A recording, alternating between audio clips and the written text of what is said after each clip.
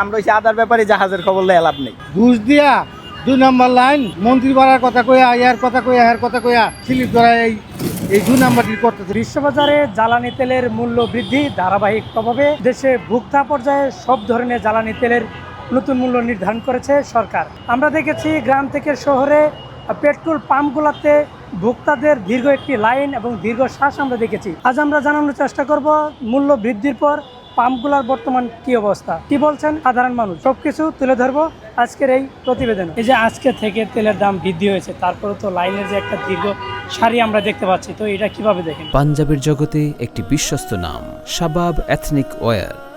ঘুষ দিয়া 2 নম্বর লাইন মন্ত্রী বাড়ার কথা কইয়া ইয়ার কথা কইয়া হার কথা কইয়া স্লিপ করা এই 2 নম্বরটি করতেছে। গেলে এই 2 নম্বরের লেগে এই সমস্যা।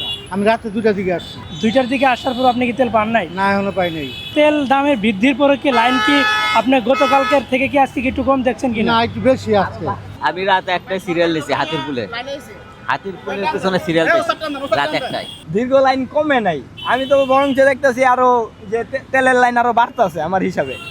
যে আমি এর আগে 15 দিন আগে আমি তেল নিয়ে গেছি, সকাল 6টা বাজে সিরিয়াল দিছি, তো ওই জায়গায় আমি 12টার ভিতরে তেল পেয়ে গেছি। আর আজকে বাজে কয়টা আপনার প্রায় 1টা, এখন পর্যন্ত আমি তেলই পাইলাম না। এখন পর্যন্ত পাম্পেই ঢুকতে পারলাম না, তেল নিমু কখন।